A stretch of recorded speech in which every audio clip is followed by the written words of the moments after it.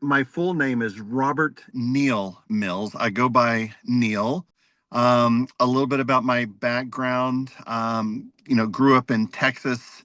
I've worked for many corporations like Goldman Sachs, a brokerage firm, and also the Moda Health plan. But I'm also a family physician. That is great. And we'll jump straight into some student questions. Sure. So we don't take up too much of your time. So one of the students had messaged me and they want to know what you've led major healthcare initiatives at companies like Goldman Sachs, Aon, and Moda Health. What is one decision or project in your career that genuinely changed how you see healthcare today? Because you've probably seen it grow quite a bit. Wow, that is an amazing question. This is interesting. So for several of the multinational employers that I serve, bringing a meditation app into the workplace has had a profound change on people's health, their whole human health, their mental health. And so why is that? Because during meditation, we're able to come all the way into the present moment, reduce our stress. And when we reduce our stress, we manage our chronic conditions better. We physically feel better. We can think more clearly, and we can even become more productive. So that's one of the decisions I'm most proud of.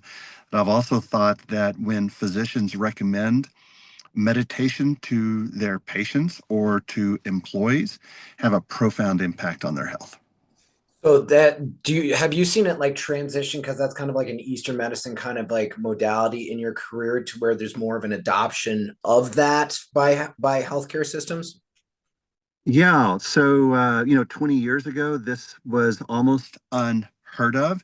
And today there's been rapid adoption by tens of thousands of employers encouraging their employees to consider meditation, sometimes even providing apps like Headspace or Calm or others. But this is also now recommended frequently by physicians that are interested in mental health for their employees because it's a great pathway to inner peace when, regardless of whether one has depression, anxiety, PTSD, obsessive compulsive disorder. So it is effective for a lot of different mental health conditions, getting centered. Yeah. So when you design population health strategies, what is the first question you ask yourself, and why is that question so important when you're doing that kind of process? Yo, my goodness, these questions. This is incredible.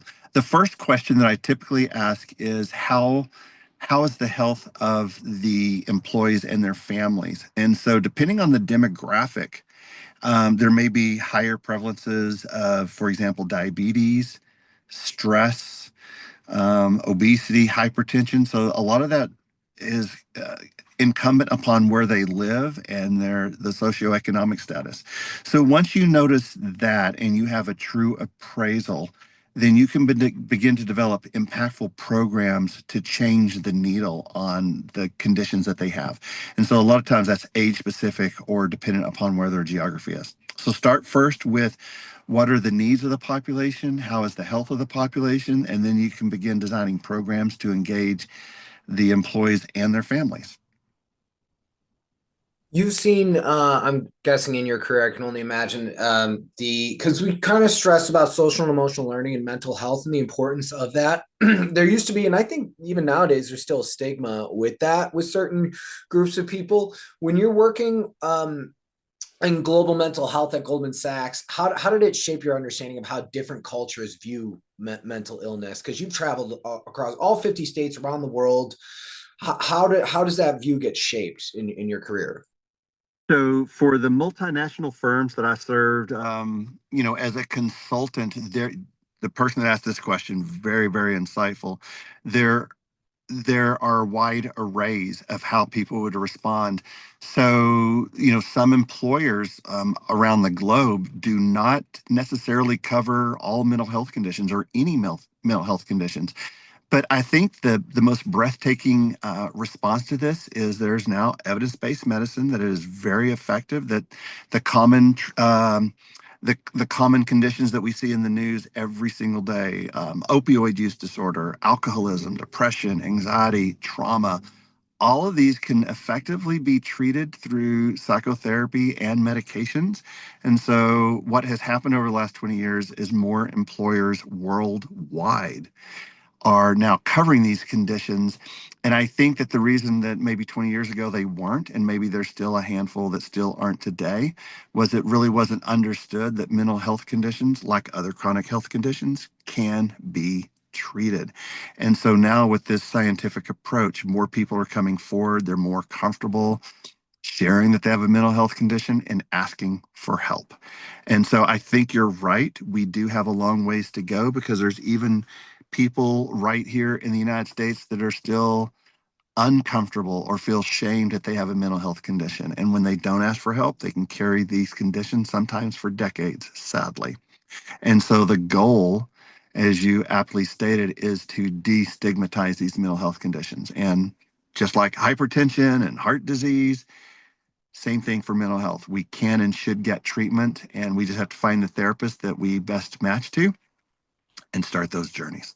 That's great. And I think there's a, I've been in education 20 years and I've seen that we teach to the test, the data, English language arts, math, science. There's not a lot of teaching to the heart. And, one thing that we do see with some of our internationals that they do a good job regarding that by Yeah. destigmatizing that and, catching it early on. And, we have that saying, no man is an island, and that it's okay to ask for help and in any way, whether it be big or small. I'm bouncing all around here because I know we only have you for like 10 more minutes, but we have a question.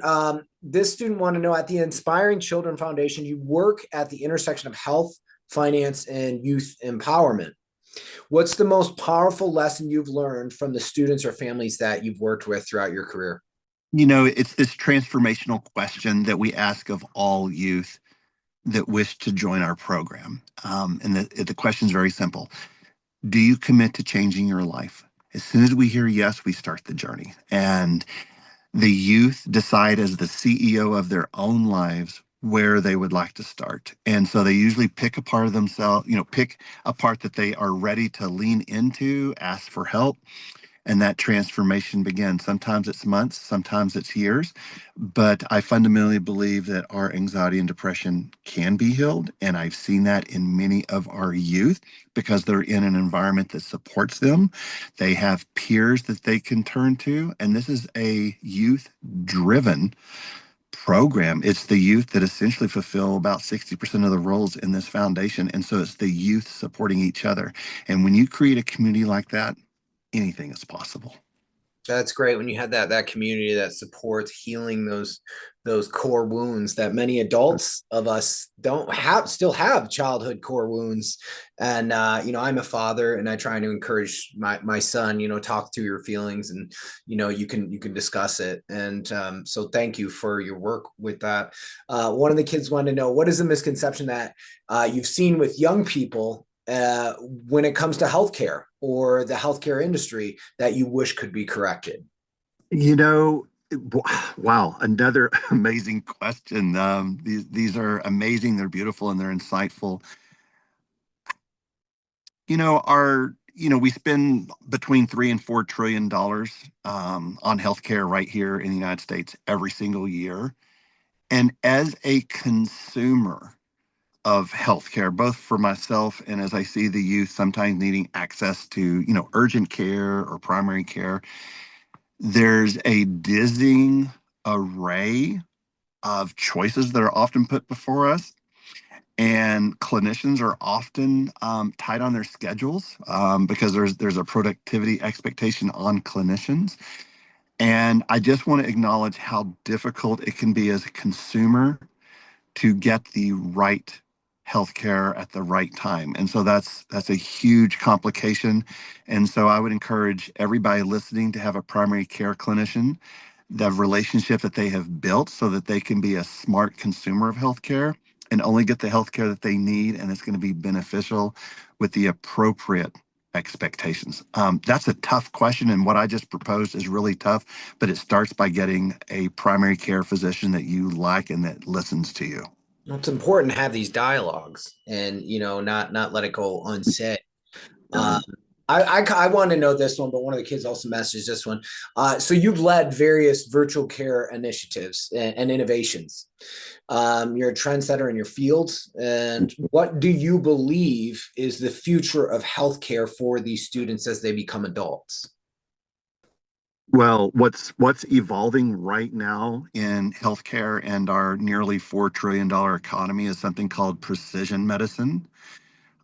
This is looking at our environment, the social environments that we live in, but also our epigenetics, and that being a key consideration in the type of healthcare that we receive. I'm very hopeful. I think this is it's unfolding now, and I think we're going to have some solid answers over the next decade.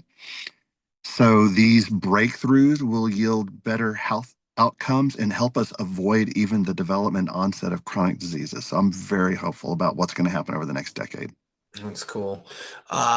So this comes from me. How do you balance doing what's right for people with the financial realities of the healthcare system? Wow. Well, this one actually makes me really sad because now we're talking about balance. Um, because healthcare is incredibly expensive in our society. Most people cannot afford it, even when they have the insurance. Either the insurance is unaffordable or the healthcare itself is unaffordable. And most of us find ourselves in that spot. And then when we're further disempowered by not being wise consumers, that puts us in a really prickly situation. And so I would say that the first part of healthcare is hopefully engaging in the activities on a daily basis that support you not needing healthcare. So eating right so that you feel right. And so eating right would be, fresh produce as opposed to stuff that comes in a box that's highly processed, because our mindful habits around food and exercise and whether we smoke and whether we do illicit drugs plays a huge part in how we're going to interact with the healthcare system. So, first of all, being good to yourself, being kind to yourself, and advocating for yourself throughout the day and making decisions that maximize your health before you ever have to see a doctor or a nurse practitioner is the number one thing you can do, because the proper balance is that we only need to see a doctor once every couple of years for a checkup, as opposed to needing to see a doctor very expensively, I might add, maybe on a chronic basis. So taking the best possible care of ourselves that we can. It's very, very well put, very poignant. Um, we'll go with two more questions and I'll let you go. Thank you. You've held a lot of leadership roles in some of the world's most complex healthcare environments and very high level stuff, as mentioned before. What personal habits or mindset has helped you stay grounded and effective while making decisions that impact so many people? Wow, I love these questions. I love the leadership and growth mindset and the curiosity that has come through loud and clear. So I know that those that are watching this have a leadership mindset and will go very far in their lives. The last thing I do before I go to bed every day is three pieces of gratitude about something that I loved about the day. When I wake up, I come up with another three pieces of gratitude that I express. I then meditate for no less than 15 minutes. Usually it's 20 or 25 minutes. And that keeps me grounded. Even when I'm feeling a rush to hurry up and get started with the day, I still sit there. And it's either a guided meditation or it's a meditation that I've memorized that I go through.